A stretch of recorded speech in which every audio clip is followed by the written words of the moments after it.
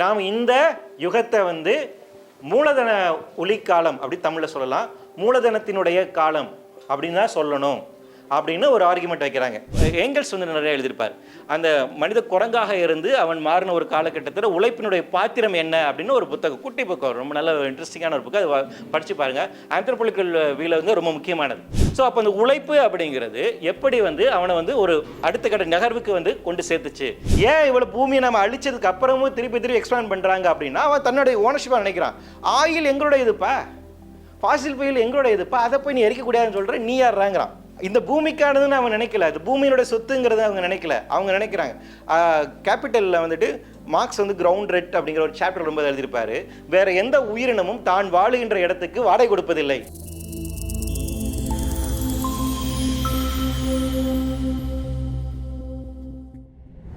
ஹாலோசின் அப்படிங்கிறது வேற ஒன்றும் இல்லை, லாஸ்ட் 10,000 இயர்ஸாக இருக்கக்கூடிய ஒரு காலகட்டத்தை வந்து ஹாலோசின் அப்படின்னு நம்ம வந்து வரையறுக்கிறாங்க. அது வந்து ஒரு கற்பனையானதான். பூமியை தோன்றி எவ்வளோ வருஷம் ஆச்சு டக்குன்னு சொல்லுவீங்களா? 4.5 பில்லியன் இயர்ஸ், 450 கோடி வருடம். இந்த 450 கோடி வருடங்கள்லையும் ஒவ்வொரு ஜியாலஜிக்கல் டைம் ஸ்கேலில் வந்து பிரிக்கிறாங்க. அந்த ஜியாலஜிக்கல் டைம் ஏரா, எபிக் அப்படின்னு சொல்லுவாங்க. ஜுராசிக் இயர், ட்ரையாசிக் இயர் அப்படின்லாம் பிரிக்கிறாங்க இல்லைங்களா? ப்ரீ கேம்பேரியன் ஏரா, கேம்பேரியன் ஏரா அப்படின்லாம் நிறையா இருக்கு இல்லைங்களா? அந்த இதில் கடந்த 10,000 வருடங்களில் வந்து எப்படி வந்து ஜியாலஜிக்கல் டைம் ஸ்கேலில் சொல்கிறாங்களோ ஹாலோசின் அப்படின்னு சொல்கிறாங்க. இந்த லாஸ்ட் 10,000 இயர்ஸ் அப்படிங்கிறது ரொம்ப முக்கியமான விஷயம். ஏன்னா லாஸ்ட் ஐஸ் ஏஜ் முடிஞ்சிட்டு நம்ம அடுத்த பீரியடுக்கு நகர்றோம். கிளைமேட் சேஞ்ச் வந்ததுக்கு பின்பாக இப்போ ஆந்த்ரோபோசென் அப்படிங்கிற வார்த்தையை வந்து பயன்படுத்துகிறாங்க இல்லைங்களா? சில சயின்டிஸ்ட் வந்து சொல்கிறாங்க, நம்ம லோகேஷ் மாதிரி இருக்கக்கூடிய ஜியாலஜிக்கல் சயின்டிஸ்ட் எல்லாம் வந்து என்ன முன்மொழிகிறாங்க அப்படின்னா, இந்த பீரியடை இந்த ஜியாலஜிக்கல் டைம் ஸ்கேலில் நீங்கள் வந்துட்டு டேர்ம் பண்ணணும். இதில் இன்னொரு கருத்து வைக்கிறாங்க. இதை புதுசாக இன்னொரு டேர்ம் சொல்கிறாங்க, கேபிட்டோசின் அப்படின்னு சொல்கிறாங்க. நாம் இந்த யுகத்தை வந்து மூலதன ஒளிக்காலம் அப்படி தமிழில் சொல்லலாம், மூலதனத்தினுடைய காலம் அப்படின்னு தான் சொல்லணும் அப்படின்னு ஒரு ஆர்குமெண்ட் வைக்கிறாங்க. எனக்கு அந்த ஆர்குமெண்ட் பிடிச்சிருந்துச்சி, அதனால் அந்த டைட்டில் வச்சுருக்கேன், வேறு ஒன்றும் கிடையாது. ஸோ அப்போ இந்த லாஸ்ட் ஒரு 10,000 இயர்ஸில் கடந்த ஒரு 200 வருடங்களில் என்னென்ன நாம் செஞ்சுருக்கோம், அதன் காரணமாக இன்றைக்கி குளோபல் வார்மிங் நிகழ்ந்துட்டுருக்கு, கிளைமேட் சேஞ்ச் நிகழ்ந்துருக்கு, நம்ம தொடர்ச்சியாக பேசுகிறோம் இல்லையா? அப்போ அதில் ஜியோ பேசுகிற ஒரு விஷயம் இருக்கு இல்லையா? எப்படி நாம் இந்த இடத்துக்கு வந்து சேர்ந்தோம் அப்படிங்கிறதுல ஒரு கன்சியூமரிஸ்டிக் சொசைட்டியாக நாம் எப்படி மாறணும், எப்படி இப்படியான ஒரு உற்பத்தி சமூகமாக நாம் வந்து மாறணுங்கிற ஒரு கேள்வி இருக்கு இல்லைங்களா? அப்போ அதை நோக்கிய ஒரு பயணம்தான் இந்த இது. இப்போ நம்ம ஃப்யூச்சர் பொறுத்த வரைக்கும் ரொம்ப பேட் கண்டிஷனில் இருக்கோம். நமக்கு வந்துட்டு 2 இது இருக்குது, சேஃபான ஒரு ஃப்யூச்சர், ரொம்ப அன்சேஃபான ஒரு ஃப்யூச்சர். எதை நோக்கி நம்ம நகர்ந்துட்டு இருக்கணும். இது வந்து கடந்த 10,000 வருடம் பூமி இப்படி இருந்துச்சு, கொஞ்சம் கொஞ்சமாக இப்படி உருண்டு வந்துக்கிட்டு இருக்குது. அப்படி உண்மையாக உருண்டு விட்டு வரதான்னு கேட்காதீங்க, இதெல்லாம் ஒரு ஆர்டிஸ்டினுடைய சுதந்திரம், தலையிடக்கூடாது. அது வந்து இங்கிட்டு போகுதா இல்லை இங்கிட்டு போகுதா அப்படிங்கிறதான் கேள்வி. இதுதான் இப்போ ப்ரெசன்ட் சினாரியோ. இது வந்து பிளானட்டரி ஹெல்த் அப்படின்னு ஒரு தனி வெப்சைட் இருக்குது, அவங்ககிட்ட இருந்து உருவினது, நீங்கள் அதில் பார்த்துக்கலாம். போஸ்டடாம் இன்ஸ்டியூட் அப்படின்னு ஒரு முக்கியமான இன்ஸ்டியூட் இருக்காங்க. அதில் ராக்ஸ்டாம் பேர் எனக்கு ரொம்ப பிடிச்ச பேர், ராக்ஸ்டாம் அப்படின்னு ஒரு பேர் வச்சுருக்காங்க. தமிழ் இந்த மாதிரி பேர் வைக்கலாம் இல்லையா? புயல், சூறாவளி, கெத்து அப்படிங்கிற மாதிரி இல்லையா? அப்படிலாம் வைக்கிறது இல்லை, ஆனால் அவருக்கு வச்சுருக்காங்க ப்ரொஃபஸர். அவர் போஸ்டடாம் இன்ஸ்டியூட்டில் வந்துட்டு அவர் இந்த பிளானட்டரி ஹெல்த் அப்படிங்கிற இந்த டிவிஷனை வந்துட்டு ஹெட் பண்ணுறாங்க. அவங்க சமீபத்தில் பிளானட்டரி பவுண்டரிஸ் சம்மந்தமாக நிறைய ஆய்வறிக்கை வந்து கொடுத்துருக்காங்க. அப்படி ஒரு சயின்ஸை எவால்வ் பண்ணுறாங்க. பிளானட்டரி பவுண்டரிஸ் அப்படிங்கிறது இந்த பூமியினுடைய சேஃப் ஜோன் வந்து எது, நம்ம எதுலாம் அன்சேஃபில் இருக்கோம் அப்படிங்கிறதுக்கான ஒரு சயின்ஸை வந்து எவால்வ் பண்ணியிருக்காங்க. ரொம்ப இன்ட்ரெஸ்டிங்கான ரொம்ப முக்கியமான இது. வாய்ப்பு இருக்கவங்க அந்த வெப்சைட்டில் போய் நீங்கள் வந்து பார்க்கலாம். பிளானட்டரி ஹெல்த் அப்படின்னு நீங்கள் சர்ச் பண்ணினாலே உங்களுக்கு வந்து கிடைக்கும் வந்துட்டு. அதில் அவங்களுடைய ப்ரெடிக்ஷன் அதுதான், நம்ம இப்போ சேஃப் ஜோனில் போக போகிறோமா அன்சேஃப் ஜோன் போக போகிறோமா அப்படின்னு அந்த மிடில் பேத்வேல இருக்கணும். அடுத்த ஸ்லைட் போயிடலாம். ஸோ இது வந்து ஏன் நிகழ்து அப்படிங்கும் போது வந்து கடந்த ஒரு 4 லட்சம் வருடங்களாக நடந்த நிகழ்வுகளை வச்சு பேசுகிறாங்க. இதில் வந்து ஹியூமனிட்டியோட ஜேர்னி அப்படிங்கும்போது இந்த ஹாலோசின் நான் சொன்னும் போது கடந்த 10,000 வருடங்களில் இந்த பூமியில் இருக்கக்கூடிய டெம்பரேச்சர்னுடையது பார்த்திங்கன்னா ஒரு பேலன்ஸில் இருக்குது. ஸோ லாஸ்ட் 10,000 இயர்ஸ் ஏன் ரொம்ப முக்கியம் அப்படின்னா, பூமி ஒரு சராசரி டெம்பரேச்சருக்கு வந்திருக்கிறதுக்கான இந்த பீரியட் இங்கே தான் நடந்துச்சு. இதெல்லாம் ஐஸ் ஏஜ். உங்களுக்கு ஐஸ் ஏஜில் இருக்கும்போது அப்படி இறங்கும் ஏறும், மைனஸில் இருந்தது. இந்த கிராஃப் நான் சொல்கிறது எல்லாமே இது வந்து பார்த்தீங்கன்னா இந்த டெம்பரேச்சரை வந்து குறிக்குது. இந்த டெம்பரேச்சர் பாருங்கள், இங்கேருந்து இப்படி இறங்கி இப்படி போய் அதுக்கப்புறம் கொஞ்சம் போயிட்டு இந்த இதில் வருது. இந்த இந்த இந்த இதில் கிட்டத்தட்ட 14 டிகிரி செல்சியஸ் ஆகுது, ஒரு பேலன்ஸ் ஒரு இதாகுது. இது கடந்த ஒரு ஹாலோசின் பீரியட், கடந்த 10,000 வருடங்கள் இந்த பேலன்ஸ் தான் இருக்குது. இப்படி பேலன்ஸ் அந்த டெம்பரேச்சர் இருந்ததுனால தான் அக்ரிகல்ச்சர் நம்ம பண்ண முடியுது. விவசாயம் பண்ணுவதற்கு ஏற்ற ஒரு தட்பவெப்ப நிலை அப்படிங்கிறது இருக்குது. ஸோ உங்களோட பேசிக்காக நம்ம ஒரு சோஷியல் பீயிங்காக இருப்பதற்கு இந்த டெம்பரேச்சர் பேலன்ஸ் ரொம்ப முக்கியமான விஷயம். அது 13.9 டிகிரி செல்சியஸ்லேருந்து 14 வரைக்கும் இருக்குன்னா நம்ம ஆவரேஜாக 14 வந்து எடுத்துக்கலாம். ஸோ இந்த இடத்துல பார்த்தீங்கன்னா 14.1 போகும் அல்லது 13.8 இப்படி தான் போகும். அதை தாண்டி அதிகமாகவே போயிருக்காது. இந்த பச்சைங்கிறது சேஃப் ஜோனுக்குள்ளே தான் இருந்திருக்கு பாருங்கள். ஸோ இந்த லாஸ்ட் 10,000 இயர்ஸாக பூமியில் இருக்கக்கூடிய தட்பவெப்பநிலை பெரிய அளவுக்கு மாற்றம் நிகழல. ஆனால் இண்டஸ்ட்ரியல் ரெவல்யூஷன் வந்ததுக்கப்புறம் அதில் கொஞ்சம் மாற்றம் வருது, கொஞ்சம் பீக்கு மாறுது. அதற்கு பின்பாக வந்து இங்கேருந்து இந்த 1950s இருந்து பார்த்தீங்கன்னா இந்த கிராஃப் மேலே ஏற ஆரம்பிக்குது. இதை தான் ஆந்த்ரோபோசின் அப்படிங்கிற இதில் வரையற சொல்கிறாங்க. இதெல்லாமே இந்த ஜியாலஜிக்கல் பீரியடுக்கு நாம் விட்டுருக்கக்கூடிய நேம்ஸ். அப்போ இந்த இடத்துல இந்த டெம்பரேச்சர் இன்க்ரீஸ் ஆகுது. லாஸ்ட் 1950 இன்க்ரீஸ் ஆக ஆரம்பிக்குது. கரெக்டாக இண்டஸ்ட்ரியல் ரெவல்யூஷன் பின்னாடி இருந்து கொஞ்சம் கொஞ்சமாக உயர ஆரம்பிக்குது. அதுக்கப்புறம் டெம்பரேச்சர் இன்க்ரீஸ் ஆகுது. ப்ரெடிக்ஷன் என்ன அப்படின்னா 3 விதமான ப்ரெடிக்ஷன்ஸ் இருக்குது. ஃபர்ஸ்ட் ப்ரெடிக்ஷன்ஸ் ஹை எமிஷன்ஸ் இருந்தால், அதாவது இப்போ இருக்கிறத விட எமிஷன் ரேட் இன்னும் கண்ணா பின்னான்னு அதிகமாகுது அப்படின்னா நமக்கு எல்லாத்துக்கும் சீக்கிரமாக சங்கு. ஸோ வந்து 6 to 8 டிகிரி செல்சியஸ் அப்படிங்கிறது ரொம்ப சீக்கிரமே பார்த்துடலாம். நம்ம இல்லை கொஞ்சம் போனால் போதுன்னு மனசு வந்து கொஞ்சமாக குறைச்சாங்க அப்படின்னா ஒரு 3 to 4 டிகிரி செல்சியஸ் அளவுக்கு தான் ரைஸ் இருக்குது. நான் சொல்கிறது 2050 இருந்துட்டு இந்த நூற்றாண்டோட இறுதியில், அதாவது 80 வருடத்துக்குள்ளாக அடுத்த ஒரு 70 வருடம் தான் இருக்குது, 80 வச்சுக்கலாம். 75 இயர்ஸில் டெம்பரேச்சரோட இன்க்ரீஸ் எந்த அளவுக்கு இருக்க போகுது எண்ட் ஆஃப் தி சென்ச்சுரின்னு, அது 6 to 8 டிகிரி செல்சியஸ்க்கு மேலே போகலான்னு சில ஆய்வுகள் இருக்குது. ஹை எமிஷன் இதில் இப்போ இருக்கிறதோட எமிஷன்ஸ் பன்மடங்காக உயருது அப்படின்னா அது கற்பனை பண்ணி பார்க்க வேண்டாம், நம்ம அசஸ் பண்ண வேண்டிய தேவையே இல்லை. வந்து எல்லாம் எலும்பு கூட தான் இருப்போம். ஸோ அதுக்கு அந்த சினாரியோ அப்படிங்கிற டூம் சினாரியோ, அது கீழே இருக்கக்கூடிய சினாரியோ அப்படிங்கிறது ரொம்ப கொடூரமான சினாரியோ. 4 to 6 டிகிரி செல்சியஸ் உலகம் அப்படி இருக்குது. நேற்று ப்ரொஃபஸர் ஜனகராஜன் ஒரு படம் போட்டு காமிச்சார் இல்லையா, நாமெல்லாம் மீன் தவளை மூஞ்சோட இருக்கக்கூடிய வேற ஒரு பரிணாமம் அடிச்சிருக்கலாம், உயிர் வாழ்ந்தான். அடுத்து இருக்கக்கூடிய சினாரியோ வந்து பார்த்தீங்கன்னா இந்த 1.5 to 2 டிகிரி செல்சியஸில் குறைச்சி அது பயங்கர ஆம்பிஷாக இருந்து எல்லாத்தையும் ரினியூபிளாக வந்து மாற்றி கார்பன் எமிஷன்ஸ்லாம் குறைச்சி மட்டுப்படுத்தி நாம் ஒருக்குள்ளே வர்றோம் அப்படின்னா அந்த சினாரியோ எப்படி இருக்கும் அப்படிங்கிறது தான். எப்படி பார்த்தாலும் பூமியினுடைய சராசரி வெப்பநிலை அப்படிங்கிறது 2 to 3 டிகிரி செல்சியஸ் இந்த நூற்றாண்டு இறுதிக்குள்ள உயர தான் போகுது. எனிவே நீங்கள் இனிமேல் ஒரு புதிய யுகத்தில் தான் வாழ போகிறீங்க. 2050 ஆண்டுக்குள்ளாக பூமியினுடைய சராசரி வெப்பநிலைங்கிறது 1.5 to 2 டிகிரி செல்சியஸ் நிச்சயமாக உயரப்போகுது. ஆல்ரெடி 1.5 உயர்ந்துருச்சு. 2050 2 டிகிரி செல்சியஸ் அது நிச்சயமாக உயரப்போகுது. அதுக்கு பின்பாக எவ்வளோ உயரப்போகிறதுன்னு தான் கேள்வி அடுத்த 50 வருடங்களில். So end of the century சில பேர் என்ன சொல்கிறாங்கன்னா 3.4 டிகிரி செல்சியஸ் அளவுக்கு உயரலாங்கிறாங்க. சில பேர் 4 டிகிரி செல்சியஸ் போகிறாங்க. அப்படி போகிறதுனாலே பெரிய அளவுக்கு பிரச்சனை. 90% ஆஃப் தி எக்கோசிஸ்டம் இருக்காது. 90% ஆஃப் தி எக்கோசிஸ்டம் பயோடைவர்சிட்டி போயிடும். 2 டிகிரி செல்சியஸ் இன்க்ரீஸ் ஆயிடுச்சுன்னா அதுக்கப்புறம் எல்லாம் நீங்களாம் பதுங்கு பகுதிகளில் தான் வாழணும், பங்கரில் தான் வாழணும். அப்படி வாழ்கிறதுக்கான வசதிகள்லாம் உங்களுக்கு இருக்குது அப்படின்னா நம்ம வீடு கட்டுறதே பெரும்பாடு, வீட்டு கீழே பங்கர் கட்டி எப்படி நம்ம வாழ்கிறது. ஸோ அந்த சினாரியோ அப்படிங்கிறது ஒரு 30 to 8 ஃபீல்ஸ் இருக்கக்கூடிய இதாக. ஸோ இதுதான் இப்போ ப்ரெடிக்ஷன். இப்போ இதுதான் நம்மளுடைய கண்டிஷன். இது உருவாகுவதற்கான காரணம் என்ன அப்படிங்கும்போது நம்ம இப்போ ஃப்ளாஷ்பேக் போக வேண்டியது. அடுத்ததுக்கு போகலாம்ப்பா. ஃப்ளாஷ்பேக் நம்ம எப்போ போகிறோம், எவ்வளோ தூரம் போகிறோம் அப்படின்னா பிக் பேங் தியரி வரைக்கும் போகிறோம். பிக் பேங் தியரியில் எத்தனை பேர் நம்பிக்கை இருக்குது அது கேட்டுருவோம் நம்ம. ஏன்னா ஃபிசிக்ஸில் நிறைய இருக்கேன், நம்பிக்கை இருக்கா? மீதெல்லாம் நம்பலையா? நீங்களாம் பிக் பேங்கில் தியரிலாம் நம்பலையா? நம்புறீங்க சொல்லி வச்சிரு. அப்புறம் வேறு பிரச்சனை எதுக்கு? யாரை நம்பாத ஆட்கள் யாராச்சும் இருக்கீங்களா? பிக் பேங் நீர் நம்பலை? மல்டிவர்ஸு, ஸ்பைடர்மேன், சூப்பர் மார்வல் வர்றதுல அந்த யூனிவர்ஸ்லேருந்து வர்றவங்க, இந்த டார்க்கில் வர மாதிரி பேரலல் யூனிவர்ஸ்லேருந்து வந்த குரூப் அப்படி யாராச்சும் இருக்கீங்களா? ஓகே, மகிழ்ச்சி. அப்போ எல்லாம் இந்த யூனிவர்ஸில் சார்ந்தவங்க தான். சரி, ரைட்டு. பிக் பேங் நடங்க. பிக் பேங் எப்போ நடந்துச்சு? 13.7 பில்லியன்ஸ் இல்லையா? ஸோ 13.7 பில்லியன் இருக்க முன்னாடி இப்படி டமார்னு ஒரு வெடிப்பு வெடிச்சது அப்படிங்கிறாங்க. அது இவ்வளோ பெருசாக விரிவடைஞ்சுன்னு சொல்கிறாங்க. ஸ்டீஃபன் ஹாக்கிங் சொல்கிறாங்க, நம்ம நம்புகிறோம். அவர்கிட்ட போய் நம்ம கேட்க முடியாது, நம்ம சோதித்து பார்க்க முடியாது.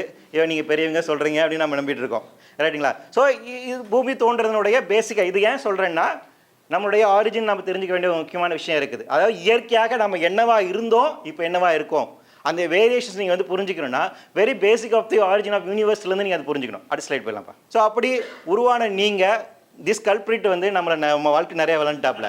ஸோ வந்து சும்மா இல்லாமல் இந்த ஐஸ் ஏஜில் அந்த அந்த இதை பழத்தை பிடுங்கிறதுக்காக அவர் பண்ண சேட்டைகள் வந்துட்டு கான்டினென்டல் ரிஃப்ட்டு, ஐஸ் ஏஜ், பூமி சுத்த விடுறது, இப்படி நிறையா சேட்டைகளை பண்ணி பூமியில் உயிரினங்கள் தோன்றின ஒரு காலகட்டத்தை வந்து உருவாக்கிட்டாப்ல. மாற்றிட்டு ஸோ லைஃப்னுடையது இது கான்டினென்டல் ட்ரிஃப்ட்ல நம்ம நிறைய மாற்றங்கள் அடைஞ்சிருக்கிறோம். எவல்யூஷன் நடந்திருக்கு, 5 வாட்டி எக்ஸ்டிங்ஷன் நடந்திருக்கு. இது எல்லாமே பூமி வேற வேற ஒரு நிலைக்கு மாறுதலுக்கான இருக்குது. இதுக்கெல்லாம் சேர்ந்து பின்னாடி தான் நாம எவால்வ் ஆகிறோம், அடாப்ட் ஆகிறோம். அடுத்த ஸ்லைட் போயிடலாம். ஸோ நம்ம எதனால நம்ம இருக்கோம், நம்ம உடம்பு அப்படிங்கிறது கிட்டத்தட்ட 65% ஆக்சிஜனால் நிரப்பப்பட்டது தான் சொல்கிறாங்க. வி ஆர் டஸ்ட் பார்ட்டிகல்ஸ் தான். நட்சத்திர துகள்னால் ஆனவர்கள் தான் நாம் எல்லாமே நட்சத்திரங்கள் தான். சொல்கிறதுக்கு நல்லா இருக்குல்லையா? ஏஞ்சல்ஸ் அப்படின்னு சொல்லிக்கலாம், ஏலியன்ஸ் அப்படிங்களா இல்லையா?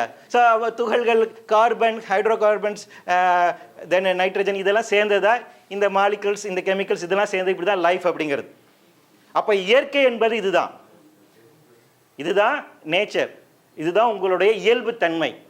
மாலிகுல்ஸ் ஆகும், ஆட்டம்ஸ் ஆகும், கார்பன்ஸ் ஆகும், எலமெண்ட்ஸுமாகவும் இருக்கக்கூடியது இருக்கு இல்லைங்களா? அப்போது கல் மண் நம்ம சொந்தக்காரங்க தான், பங்காளி தான்.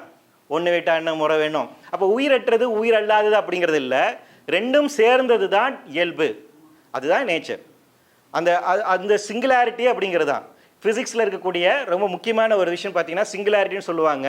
அதாவது அந்த பிக் பேங் நடந்துச்சு இல்லையா, அந்த அதுக்கு முன்னாடி அந்த நிலையை வந்து பிக் பேங்கில் வந்து சொல்லுவாங்க, ஸ்பேஸ் அண்ட் டைம் ஒருங்கிணைந்து இருக்கக்கூடிய அந்த இதை வந்து எப்படி டைம் பண்ணால் சிங்குலாரிட்டின்னு சொல்லுவாங்க. அப்படி ஒன்றா இருந்தது அப்படி வெடிச்சு கம்ப்ரஸ், அதுக்கு முன்னாடி உங்களுக்கு ஸ்பேஸ் அண்ட் டைம்ங்கிறது எவாலாகுது. அப்போ இந்த எல்லாம் ஒருங்கிணைந்து இருந்தக்கூடிய நிலைமை அப்படிங்கிறது சிங்குலாரிட்டி. இந்த சிங்குலாரிட்டி அப்படிங்கிறது என்னன்னா, எல்லா கனிமங்களும் ஒன்றா இருந்ததுன்னு அர்த்தம். எல்லாமே அந்த எல்லா கனிமங்களும் சரி, எல்லா இதுவுமே சரி, அந்த ஒரு நிலையில இருந்து தான் அது அப்படி எக்ஸ்பேண்ட் ஆகி வருது. அப்போ அந்த இன்டர் கனெக்டிவிட்டி அப்படிங்கிறது இருக்கு, அந்த துகள் அப்படிங்கிற அந்த தொடர்பு நிலை அப்படிங்கிறதுக்கு. அப்போ உயிராக இருக்கட்டும், உயிரற்ற பொருளாக இருக்கட்டும், நமக்கும் அதுக்கான இயற்கை ரீதியாக இருக்கக்கூடிய தொடர்பு இருக்கு அப்படிங்கிறது நான் சொல்ல, கார்ல் சேகன் சொல்றாரு. காஸ்மோஸ்ன்னு சொல்லிட்டு ஒரு நல்ல ஒரு புத்தகம் இருக்குது, வாய்ப்பு இருக்கு, அது படித்து பார்க்கலாம். ஜியோகிராஃபிக் சேனல் நினைக்கிறேன், அதில் சீரீஸ் ஒன்று இருக்குது. ஸோ 2 சீசன் இருக்குது, ரொம்ப நல்ல ஒரு சீரீஸ் வந்து ஜாலியாக நீங்கள் பார்க்கலாம். ஸோ அடுத்த ஸ்லைட் இது நம்மளுடைய எவல்யூஷன் உங்களுக்கு எல்லாம் தெரிஞ்ச ஒரு கதை தான். இப்படி இருந்தேன்னா இப்படி ஆகிட்டேன், எல்லோரும் தான் அப்படி ஆகிட்டோம், ரைட்டா? ஸோ இந்த எவல்யூஷன்ஸ் இது எல்லாமே நமக்கு என்னென்னா, கொஞ்சம் கொஞ்சமாக நாம் இந்த இயற்கையோடு சேர்ந்து நாம் அடாப்ட் ஆகிருக்கோம். அது ரொம்ப முக்கியமான விஷயம். இது எல்லாமே பல மில்லியன் வருடங்களில் எடுத்து நம்ம கொஞ்சமாக லேர்ன் பண்ணி வர்றோம். ஸோ இதில் வந்து என்னென்னா, ஜெனடிக் இன்ஜினியரிங் பற்றிலாம் நேரத்தில் பேசுகிறோம்ல, இவ்வளோ ஒரு 45 நாளில் கோழியை வந்து நம்ம இது பண்ணிடுறோம் அப்படின்லாம்.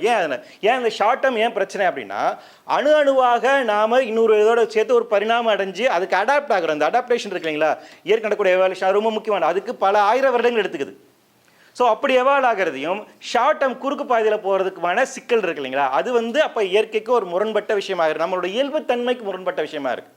அதான் இப்போ சயின்ஸ் அப்படிங்கிறது என்னென்னா வேற ஒன்றுமே கிடையாது, தி அண்டர்ஸ்டாண்டிங் ஆஃப் நேச்சர், அவ்வளோதான். இயற்கையை புரிந்து கொள்வது என்பது தான் அறிவியல். இயற்கை என்னவாக இருக்குது, அதனுடைய இயல்பு தன்மை என்னவாக இருக்குங்கிறது புரிந்து கொள்வது என்பது தான் அறிவியல். ஸோ அப்போ நம்மளுடைய நாம் எப்படி எவால்வ் ஆகிருக்கோம் அப்படிங்கிறது என்னென்னா, இந்த மாதிரி நிலைகள் இருந்தால் பல 1000 வருடங்கள் அப்படிங்கிறது இருந்தால் பல லட்ச வருடங்கள் தொடர்ச்சியாக இயற்கையோடு நம்ம சேர்ந்து தான் நம்ம எவால்வ் ஆகிருக்கிறோம். ஸோ அதில் முக்கியமான வந்து ஜியோ சொன்ன மாதிரி ஸ்டோன் ஏஜில் வருது. இந்த ஸ்டோன் ஏஜுங்கிறது ஒரு முக்கியமான ஒரு மாற்றத்தை வந்து நிகழுது. என்ன மாற்றத்தை நிகழ்த்துது அப்படின்னா, கொஞ்சம் கொஞ்சமாக இங்கே தான் நம்ம வந்து கண்டுபிடிப்பாளராக மாறுறோம். நமக்குள்ள ஆர்டிஸ்ட் வந்து ஃபஸ்ட்டு இங்கே தான் உருவாகிறாங்க. அதனால தான் இன்றைக்கும் வந்து பார்த்திங்கன்னா ஆர்டிஸ்ட்டுக்கு வந்து அந்த பழைய கூறுகள் இருக்கும். ஆர்டிஸ்ட் எல்லாம் உங்களுக்கு ஏன் அப்படின்னா, அந்த பேசிக் அந்த நமக்கான அந்த பழைய அந்த நொமேடிக் சிஸ்டத்தில் இருந்து ஒரு ரிபலாக ரேடிக்கலாக மாறின ஒரு குரூப் இருக்கு இல்லையா, ஆர்ட் ஃபார்ம் எல்லாத்தையும் பார்க்குறதுங்களா, அவர்கள் தான் கண்டுபிடிப்பாளர்களாக. அவங்க தான் கண்டுபிடிச்சாங்க. சக்கரத்தை யார் கண்டுபிடிச்சாங்கன்னு தெரியாது. அப்போ ஸ்டோனேஜ் அப்படிங்கிறது மனிதன் அடுத்த இனோவேஷனுக்கு மாறின ஒரு முக்கியமான காலகட்டம். இன்னொன்று அது என்ன செஞ்சதுன்னா, உழைப்பு அப்படிங்கிற லேபர் அப்படிங்கிற ஒரு விஷயம் புதுசாக எவால்வ் ஆகுது. இந்த டிரான்சிஷன் ரொம்ப முக்கியமான விஷயம். ஏன்னா மற்ற உயிரினங்களும் இயற்கையோடு சேர்ந்து சில விஷயங்களை செய்யுது. ஆனால் அதற்கும் மனிதனுக்கும் அடுத்த ஒரு கட்ட நகர்வு இருக்குது. இப்போ எறும்பெல்லாம் ஒன்று சேரி ஒரு கூடு கட்டுது இல்லைங்களா, பறவை வந்து தனக்கான கூடு கட்டிக்கொள்ளுது. அது வந்து அது இயற்கையோட இன்டர்ஃபரன்ஸ் நம்ம எப்படி சொல்ல முடியுமான்னு பார்த்தா, இயற்கையிலேருந்து கொஞ்சம் கொஞ்சமாக எடுத்து வச்சுது, அதுக்கான அதில் ஒரு ஓலையை வந்து கிழிச்சிட்டு வருது அப்படின்னா அந்த மரம் பட்டு போயிடுறது கிடையாது இல்லைங்களா. அது வந்து அதுக்கான வெட்டி விடுது, அவ்வளோ இன்னும் அடுத்து துளிர்ப்பதற்கான ஒரு வேலையை வந்துட்டு செய்யுது. ஸோ அந்த இன்டர்ஃபரன்ஸ் டுவர்ஸ் நேச்சர் வந்து மற்ற விலங்கினங்கள் வந்து பார்த்தீங்கன்னா பெரிய அளவுக்கு அதாவது ஒரு சேர்ந்து தான் செயல்படுது. மனிதனுடைய இந்த இன்டர்ஃபரன்ஸ் அப்படிங்கிறது என்னென்னா, இயற்கையோட கொஞ்சம் அது அதீதமான இன்டர்ஃபரன்ஸ் கொஞ்சம் நகர்கின்ற ஒரு காலகட்டமாக வருது. தீயினுடைய பயன்பாடு, தீயை வச்சு என்ன பண்ணுறான், காடுகளை எரிக்க ஆரம்பிக்கிறான். அப்போ இந்த இன்டர்ஃபரன்ஸ் டுவர்ஸ் நேச்சர் அப்படிங்கிறது மனிதனுடைய கண்டுபிடிப்பில் இருந்து அந்த உழைப்புங்கிற ஒரு பாத்திரம் கையை வந்து என்னால் இதாக பயன்படுத்தினேன். அதை பற்றி ஏங்கல்ஸ் வந்து நிறைய எழுதியிருப்பார். அந்த மனித குரங்காக இருந்து அவன் மாறின ஒரு காலகட்டத்தில் உழைப்பினுடைய பாத்திரம் என்ன அப்படின்னு ஒரு புத்தகம், குட்டி புத்தகம், ரொம்ப நல்ல இன்ட்ரெஸ்டிங்கான ஒரு புக்கு. அது படித்து பாருங்கள். ஆந்த்ரோபோலஜிக்கல் வியூவில் வந்து ரொம்ப முக்கியமானது. ஸோ அப்போ அந்த உழைப்பு அப்படிங்கிறது எப்படி வந்து அவனை வந்து ஒரு அடுத்த கட்ட நகர்வுக்கு வந்து கொண்டு சேர்த்துச்சு. அதே நேரத்தில் இயற்கையை நான் வந்து எப்படி பயன்படுத்தி கொள்ளக்கிற அந்த முறை இருக்கு இல்லைங்களா, அதை வந்து விடாது. அப்போ ஸ்டோனேஜில் நிறையா உண்டான ஒரு குகைக்குள்ளே போய் இருந்துக்கிறது, இந்த மாதிரி ஆயுதங்களை உருவாக்குவது அப்படிங்கிறதுக்கலாம். ஸோ இந்த ஸ்டோனேஜ் கார்ட்டூன்லாம் கூட வந்துச்சு. எனக்கு அந்த ஃபிலிம் ஸ்டோன் ஒரு கார்ட்டூன் இருக்கும். ஆமாம், இப்போல்லாம் வந்து அவ்வளோ மாதிரி சாத்தியமான கார்ட்டூன்ஸ்லாம் வரதில்லை பாவம் 2K கிட்ஸு. அப்போ அதெல்லாம் ரொம்ப சாத்தியமாக ஒரு ஃபேமிலியாக இருக்கும். ஒரு ஸ்டோனேஜாக இருந்தால் ஒரு ஃபேமிலி மேனாக இருப்பார், வந்து பொறுப்பாக பாட்டில் வந்து தண்ணி வாங்கிட்டு வந்து கொடுப்பாப்புல, யானைக்கறியை கொண்டு வந்து கொடுப்பாப்புல இல்லையா. இரும்பு இங்கே கண்டுபிடிக்கப்பட்டுள்ளது. ஸோ இங்கே வந்துட்டு இரும்பு நாகரிகத்தை சேர்ந்த பழங்குடிகள் இங்கே வந்து வாழ்ந்திருக்காங்க. ஸோ அந்த அளவுக்கு பழைய நாகரிகங்கள் இருந்த ஒரு இடம் உண்மைதான். நம்ம இந்தியாவில் தமிழ்நாட்டில் இங்கே நிறைய இடத்துல கிடைக்குது. ஸோ அடுத்தது ஸ்லைட் பண்ணலாம். ஸோ அதுக்கப்புறம் நடந்த ஒரு முக்கியமான விஷயம் என்னன்னா, 10,000 வருடங்களுக்கு முன்பாக என்ன நடக்குதுன்னா அக்ரிகல்ச்சர் அப்படிங்கிறது வருது. 10,000 வருடங்கள் நான் எப்படி சொல்கிறேன் அப்படின்னா, மெசபடோமியாவில் கண்டுபிடிக்கப்பட்ட ஒரு நெல் தானியத்தை வந்து கார்பன் டேட்டிங் பண்ணி பார்த்தபோது இது 10,000 இயர்ஸ் ஓல்டு அப்படின்னு சொல்லியிருக்காங்க. இது நாள் வரைக்கும் நமக்கு கிடைச்ச நெல் தானியங்களில் மிக மிக ஓல்டஸ்ட் அதுதான். ஸோ அதன் அடிப்படையிலிருந்து விவசாயம் வந்து கண்டுபிடிக்கப்பட்டு ஒரு 10,000 வருடங்கள் இருக்கலாம் அப்படின்னு சொல்ல, அதுக்கு முன்னாடி ஓல்டஸ்ட் கிடைக்கல. ஸோ 10,000 இயர்ஸ் இருக்கலாம்னா, ஸோ இந்தந்த பகுதிகளெலாம் வந்து பார்த்தீங்கன்னா அக்ரிகல்ச்சரை வந்து செஞ்சுருக்காங்க. ஸோ பழைய சிவிலைசேஷன்ஸில் வந்துட்டு நம்ம இண்டஸ் வேலி சிவிலைசேஷனாக இருக்கட்டும், இல்லை மற்ற சிவிலைசேஷன், இங்கே எல்லாமே விவசாயங்கள் இருந்திருக்கு. அடுத்த ஸ்லைட் பண்ணுவாங்க. ஸோ அடுத்து அந்த அக்ரிகல்ச்சர் சொசைட்டியாக மாறினதுக்கு பின்னாடி சிவிலைசேஷன் அப்படிங்கிறது எவால்வ் ஆகுது. உங்களுக்கு எல்லாம் தெரிஞ்சிருக்கும், பழைய சிவிலைசேஷன் வந்துட்டு yellow river civilization, Indus valley civilization, Nile civilization, Mesopotamia civilization, இதெல்லாம் ஹிஸ்ட்ரியில் படிச்சிருப்பீங்க, 6வது 8வது படிச்சிருப்பீங்க. ஸோ அந்த சிவிலைசேஷன் எவால்வ் ஆகுறது இல்லைங்களா, இது ரொம்ப முக்கியமானது. நம்ம வந்து ஒரு சோஷியல் பீயிங்காக இருக்கிறோம், ஒரு ப்ரொடக்டிவ் சொசைட்டியாக வந்து மாறுறோம், கூட்டு வாழ்கின்ற ஒரு வாழ்முறை சிவிலைசேஷனுங்கிறது உண்டானதுக்கு பின்பாக இங்கே நடந்த மாற்றங்கள் அப்படிங்கிறது ரொம்ப முக்கியமானது. அதனால வரைக்கும் நொமேடிக் சொசைட்டியாக இருந்தபோது நமக்குள்ளே இருந்தக்கூடிய கட்டுப்பாடுகள், விதிகள், சட்டங்கள்லாம் அப்படி பெருசாக ஒன்றும் கிடையாது. டெரிட்டரி ஃபைட் இருந்திருக்கலாம். ஒரு நொமேட் சொசைட்டி, ஒரு கிளான் வந்துட்டு இன்னொரு இடத்துக்கு போகும்போது அவங்க இயல்பாக வேட்டை சமூகத்துக்கு வந்து முரண்பாடு வந்திருக்கலாம், டெரிட்டரி சண்டை நடந்திருக்கலாம். அது எல்லா உயிரினங்களுக்கு இருக்குது. புலி வந்துட்டு இன்னொரு புலி உள்ளே வந்துச்சுன்னா விடாது, அதோட டெரிட்டரியில் இல்லைங்களா. ஒரு மெயில் புலி வந்துட்டு இன்னொரு வந்துச்சுன்னா விடாது. அதே மாதிரி தான் எல்லா இதுலையுமே. ஸோ அந்த டெரிட்டரி மார்க்கிங் அப்படிங்கிறது ரொம்ப இருக்கும். அதுக்குள்ளே நடக்கக்கூடிய சண்டைகள் இதெல்லாமே இருக்கும். ஆனால் ஒரு நொமேடிக் சொசைட்டியாக இருந்து ஒரு அக்ரிகல்ச்சர் சொசைட்டியாக நம்ம மாறுகின்ற போது என்ன ஆகுதுன்னா, பெர்மனன்ட் செட்டில்மெண்ட் உருவாகுது. நீங்கள் வந்து விவசாயம் பண்ணதுக்கு அப்புறம் என்ன பண்ணுறீங்கன்னா, நொமேடிக்கால ஒரு இடத்துலேருந்து கடந்து போகிறது கிடையாது. பெர்மனன்ட் அங்கேயே வீடு கட்டுறான். ஆற்றை வந்து வெட்டி விட்டு திருப்பி காவா கொண்டு வராங்க. அதன் மூலமாக கால்வாயை அமைத்து உள்ளே வந்துட்டு விவசாயம் செய்வதற்கான பாசன முறைக்கு பண்ணுறாங்க. இரிகேஷன் மெத்தடாலஜிங்கிறது. அப்போ அதுக்கு பக்கத்திலே தங்கி இருக்கலாம்னு சொல்லிக்கிட்ட வீடு கட்டி வாழ ஆரம்பிக்கிறோம். பெர்மனன்ட் செட்டில்மெண்ட் அப்படிங்கிற ஒரு கல்ச்சர் உருவாகுது.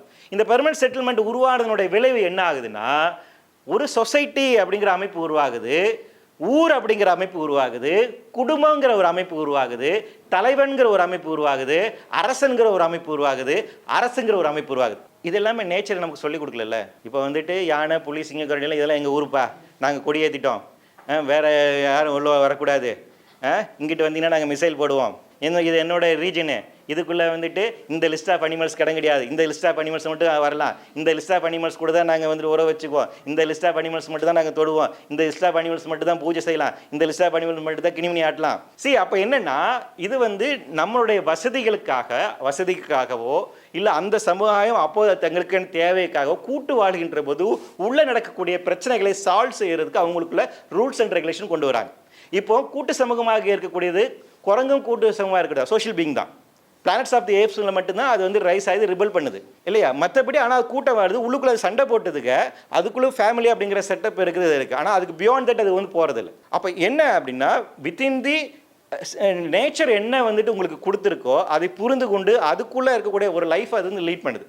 ஆனால் மனிதன் மட்டும்தான் தன் இனத்தை பாதுகாப்புத்துக் கொள்வதற்காக அவங்க சோஷியல் பீயிங்காக இருக்கிறது அவங்களுக்கு மிகப்பெரிய ஒரு பலம். நம்ம சோஷியல் சொசைட்டியாக இருக்கிறதுனால இப்போ இங்கே ஜாலியாக உட்காந்துட்டு இருக்கோம், என்னது நம்பிக்கையில் உட்காந்துருக்கோம், காட்டுக்குள்ளே இல்லைங்கிற நம்பிக்கையில் உட்காந்துட்டு இருக்கோம். இதுவே நம்ம காட்டுக்குள்ளே உட்காந்துட்டு இருக்கோம், ஒரு குரூப்பாக உட்காந்துடுவோம், பின்னாடி வந்து எப்போ வந்து நம்மளை வந்து புலி கவிட்டு போகுமோ, சிறுத்தை வந்துட்டு குரவழி பிடிச்சி கடிக்குமோ அப்படி தானே உட்காந்துட்டு இருக்கணும்.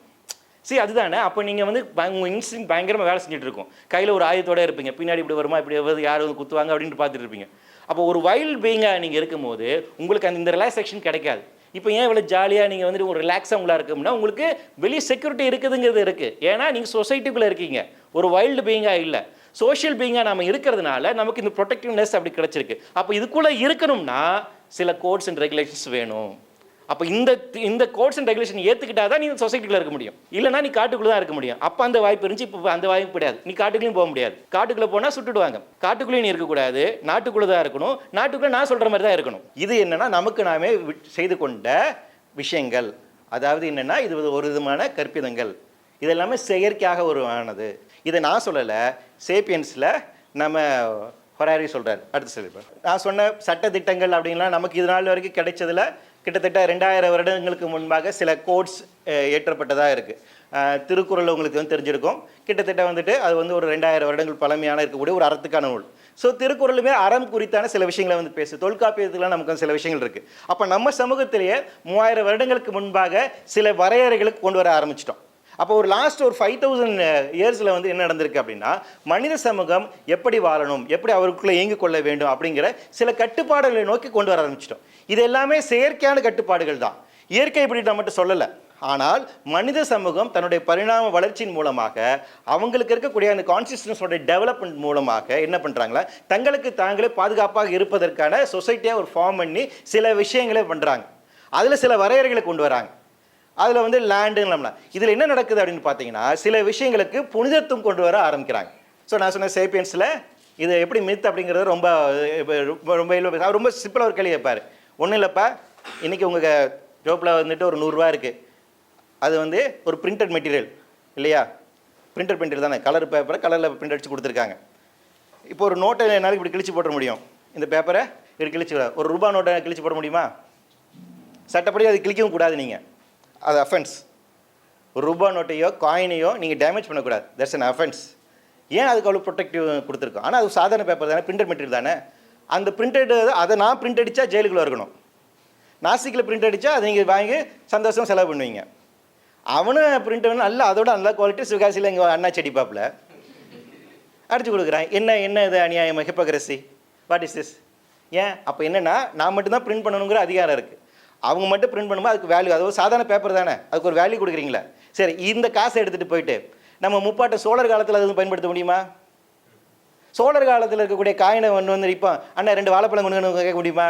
அப்போ அந்த வேல்யூ என்னங்கிறது, அப்போ அந்த காயின் அப்படிங்கிறது அந்த காலகட்டத்தில் அதுக்கு ஒரு வேல்யூ அப்படிங்கிறது எப்படின்னா, அது ஒரு மித்து தான்.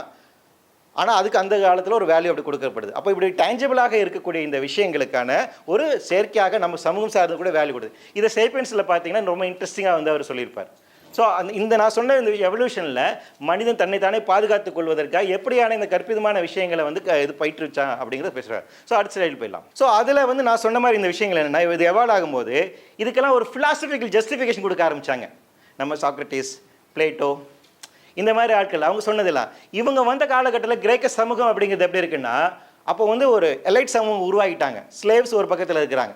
அவங்கெல்லாம் இப்போ சாக்ரட்டிஸ் இவங்கெல்லாம் ஜாலியாக அவங்கள ஆர்கமிடிஸ் இவங்கெல்லாம் எப்படி ஸ்விம்மிங் பூலில் அப்படியே குளிச்சுக்கிட்டு ஜாலியாக அப்படியே இயற்கையை ரம்மியமாக ரசித்துக்கிட்டு அவங்க சிந்திச்சுட்டு கண்டுபிடிச்ச உரேக்கா அப்படின்ட்டு எந்த வேலை வெட்டியும் வேறு எதுவும் கிடையாது.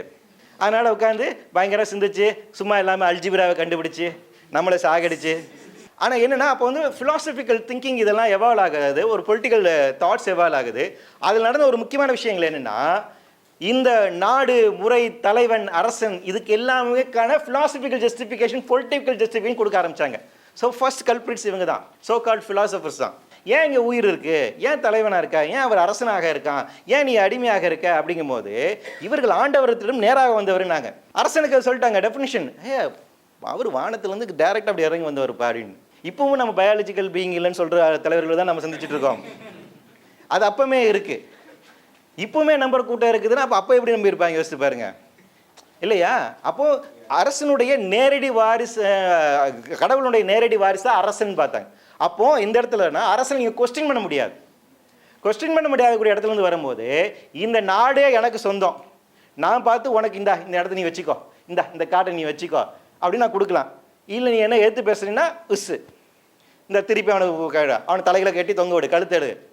கொடூரமான தண்டனைகள் இருந்துச்சு. எண்ணெய் ஊற்றி கொள்வது இல்லையா, ஈட்டியால் குத்தி கொள்வது, வயிற்றை கிழிச்சு கொள்வது, கழுவேற்றம் பண்ணுறது, இந்த மாதிரி. ஸோ இந்த மாதிரி ரொம்ப ரொம்ப கொடூரமான தண்டனைகள் இதெல்லாம் மூலமாக என்ன நிறுவுறாங்க அப்படின்னா, இந்த மாதிரி பயங்கரமாக டெரர் ஆக்டிவிட்டிஸ் மூலமாக ஒரு ஒடுக்குமுறையின் மூலமாக ஒரு ஒழுங்கு கற்பிக்கப்படுகிறது. என்னென்னா, அரசன் உயர்வானவன், அவன் ஆண்டவனுக்கு சமமானவன், அவன் தான் நிலத்தை வந்துட்டு இது பண்ணலாம். இன்னைக்கு வரைக்கும் இந்த லா தான் இருக்குது தெரியுங்களா? இன்னைக்கு வரைக்கும் இந்த லேண்ட் அப்படிங்கிறது அரசுக்கு தான் சொந்தம். நீங்கள் வீடு கட்டிருக்கீங்களே, அது உங்கள் வீடு கிடையாது, உங்களுக்கு சொந்தம் கிடையாது. அரசு நினச்சா இப்போ வேணால் அதை எடுத்துக்கலாம். உங்களுக்கு இப்போ தான் போனால் வந்து காம்பன்சேஷன் கொடுக்குறாங்க, முன்னாடி அதுவும் கிடையாது. உங்களுக்கு இன்னொரு இடத்துல வேலை கொடுக்குறேன்னு சொல்லுவாங்க, கொடுக்க மாட்டாங்க. இன்னொரு இடத்துல குடியமர்த்து பட்டா கொடுக்குறேன்னு சொல்லுவாங்க, கொடுக்க மாட்டாங்க. இன்றைக்கு வரைக்கும் என்எல்சியில் தான் சண்டை போட்டுருக்காங்க. நிலம் என்பது மக்களுக்கானது கிடையாது, தனி நீ இருக்கிறீங்கன்னா தனி கிடையாது. அப்போ இந்த இடத்துல இன்னொரு விஷயம் வருது, ப்ராப்பர்ட்டிங்கிற கான்செப்ட் வருது. சொத்து, தனி உடைமை, இயற்கை வளங்களை தனி ஒரு மனிதன் ஓன் பண்ணலான்ங்கிறது, அவனோட ரைட்டாக ஓன் பண்ணலான். இந்த நிலம் அப்படிங்கிறது எனக்கு சொந்தம் அப்படிங்கிறது ஓன் பண்ணக்கூடிய ரைட் இருக்கு இல்லையா? எந்த புலி சிங்கம் கரடியாச்சு இது ஏன் நிலம் ஏன் மரம் அப்படின்னு பேசியிருக்கா? உரிமை கொண்டாடுதா? அந்த ஓனர்ஷிப்புங்கிற கான்சியஸ்னஸில் இருக்கக்கூடிய அந்த உணர்வு தன்மை இருக்கு இல்லைங்களா, அது மனிதனுக்கு இப்போ தான் வருது. எப்போவும் சிவிலைஸ்டு பீயிங்காக இருந்து இந்த ஒரு கட்டுக்கோப்புக்குள்ள முடியாது, இது என்னுடையது அப்படிங்கிற இந்த மனநிலை இருக்குது. பேசிக்காக இந்த என்னுடையது, இந்த ஓன் பண்ணுறக்கூடிய மனநிலை இருக்கலாம். இதுதான் நம்மளோட சிக்கலுக்கான அடிப்படையான விஷயம். கான்சியஸாக நமக்கு இருக்கக்கூடிய மிகப்பெரிய ஒரு சவால். நாம் முற்றும் தொடர்ந்த முனிவர்களே இன்னும் அதை தொடக்காமல் இருக்காங்க. முற்றும் தொடர்ந்த முனிவர்களுக்கு தான் 1,40,40,000 ஸ்கொயர் ஃபீட்டில் வந்துட்டு பெரிய இடத்துல வீடு கட்டியிருக்காங்க, 60-70 கார் வச்சுருக்காங்க.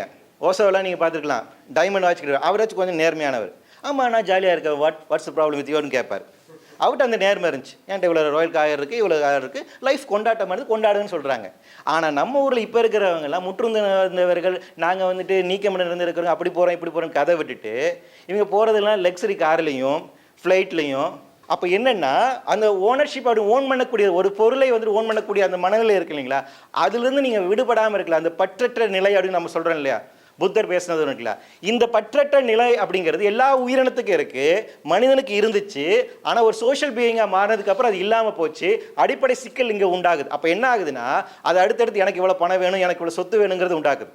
அதனோட இது என்ன இதில் போய் எங்கே போய் முடியுதுன்னா, பூமியோட வளத்தை நீங்கள் எக்ஸ்ப்ளாய்ட் பண்ணுறதுல போய் முடியுது. ஏன் இவ்வளோ பூமியை நம்ம அழிச்சதுக்கு அப்புறமும் திருப்பி எக்ஸ்பேண்ட் பண்ணுறாங்க அப்படின்னா, அவன் தன்னுடைய ஓனர்ஷிப்பாக நினைக்கிறான். ஆயில் எங்களோட இதுப்பா, ஃபாசில் ஃபியூல் எங்களோட இதுப்பா, அதை போய் நீ எரிக்கக்கூடாதுன்னு சொல்கிற, நீ யாருங்கிறான்.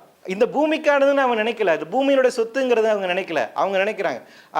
கேபிட்டலில் வந்துட்டு மார்க்ஸ் வந்து கிரவுண்ட் ரெட் அப்படிங்கிற ஒரு சாப்டர் ரொம்ப எழுதியிருப்பார். வேறு எந்த உயிரினமும் தான் வாழுகின்ற இடத்துக்கு வாடகை கொடுப்பதில்லை. சிங்கம் புலி கரடி வாடகை கொடுக்குதா இந்த இடத்துல வந்து இருக்குது? நாம் இப்போ 2 நாள் இந்த ரெசார்ட் யூஸ் பண்ணியிருக்கோம், நம்ம பிரபா ஃப்ரெண்டு தான், இருந்தாலும் நம்ம வாடகை கொடுக்கணும்ல. என்ன மச்சான் என்ன மட்டும் வாடகை கேட்குறேன், நீங்கள் அப்படியே பழகுன்னு சொல்ல முடியுமா? முகரையில் குத்த மாட்டானா? சரி, அப்போ கிரவுண்ட் ரெட்டு நம்ம கொடுக்குறோம். எதுக்கு கொடுக்குறீங்க? நிலத்துக்கு மட்டும் கொடுக்கல, இந்த காற்றை சுவாசிக்கிறதுக்கும் கொடுக்குறீங்க, இங்கே இருக்கக்கூடிய தண்ணியை பயன்படுத்தும் கொடுக்குறீங்க. அப்போ இயற்கையாக இருக்கக்கூடிய பை பர்த் ரைட்டு உங்களுக்கு இல்லையா? எல்லா உயிரினங்களுக்கும் இங்கே பிறப்பதன் மூலமாக நிலம் அவர்களுக்கான நிலத்தில் வாழ்வதற்கான உரிமை இருக்கா இல்லையா? காற்றை சுவாசிப்பதற்கான உரிமை இருக்கா இல்லையா? தண்ணீரை சாப்பிடுவதற்கான உரிமை இருக்கா இல்லையா? இங்கே இருக்கக்கூடிய உணவை சாப்பிடுவதற்கான உரிமை இருக்கா? இயற்கையாக இருக்கக்கூடிய அந்த உரிமையை மறுத்து செயற்கையாக ஒரு சிவிலைசேஷன் சொல்லுது, நீ காசு கொடுத்து தான் இதெல்லாம் வாங்கணும். இந்த சிஸ்டம் எப்படி எவால்வ் ஆச்சு அப்படின்னா, அன்று அந்த அரசு முறையிலேருந்து எவால்வ் ஆனது. அதை நாம் இன்னும் கண்டினியூ பண்ணுறோம். அரசனுக்கு இது அன்றைக்கி சொன்னது இருந்துச்சு, இன்றைக்கி அது அரசுக்கு சொந்தம் இருக்குது. அந்த அரசுன்னு வரும்போது அந்த அரசு யார் கையில் இருக்குன்னா, இந்தியாவில் கூட 1% மக்கள் இருக்காங்க, அவங்க கையில் வச்சுட்டு இதெல்லாம் எங்கள் நிலம்பா, எங்கே நாங்கள் உங்களுக்கு போனால் போகுதுன்னு கொடுக்குறோம், அதனால் வாடகை கொடுக்குறாங்க. ஈவன் த ரெயின் அப்படின்னு ஒரு படம், ரொம்ப முக்கியமான ஒரு படம். எப்படி லாட்டின் அமெரிக்காவில் இருக்கக்கூடிய, எனக்கு அந்த நாடு மறந்து போச்சு, அங்கே இருக்கக்கூடிய ஒரு நாட்டில் வந்து என்ன பண்ணுறாங்கன்னா, தண்ணியை வந்து தனியார் மயமாக்கிடுறாங்க. தனியார் மயமாக்கினதோட விளைவு என்னென்னா, ஒரு மல்டிநேஷனல் கம்பெனி வந்து அவங்களுக்கு தான் ஃபுல்லாக வாட்டர் ப்ரைவேட் பண்ணதுனால மழை நீரை மக்கள் சேகரிக்கக்கூடாதுன்னு அவன் சட்டம் போடுறான். சயின்டிஃபிக் டெம்பர்மெண்ட் என்னென்னா, நான் இன்றைக்கி ஒரு விஷயம் நம்புகிறேன், இப்போ கிளைமேட் சேஞ்சுக்கு நான் இவ்வளோ பேசுகிறேன், நாளைக்கு இன்னொரு டேட்டா கிடைக்குது, இல்லை CO2 லெவல் இவ்வளோ இன்க்ரீஸ் ஆகலை, இவ்வளோ நாள் வந்து இந்த இதெல்லாம் கிராஃப்லாம் தப்பு, நியூ ஸ்டடி வந்திருக்கு அப்படிங்கும் போது, அது ப்ராப்பரான ஒரு ஸ்டடியாக இருக்கும்போது நாம் அதை தான் ஏற்றுக்கணும் இல்லையா? ஓகே ஃபைன், குளோபல் வார்மிங்கில் நான் வேற வேலை பார்க்க போகணும். நோ, நான் இவ்வளோ வருஷத்துக்கு தான் பேசிகிட்டு இருக்கேன், நீங்கள் இப்படி சொன்னால் நான் என்ன பண்ணுறது? நேக்கு வேறு வேலை இல்லைலாம், நான் ஒத்துக்க மாட்டேன் சொன்னால் அதுக்கு சயின்டிஃபிக் டெம்பர்மெண்ட் கிடையாது.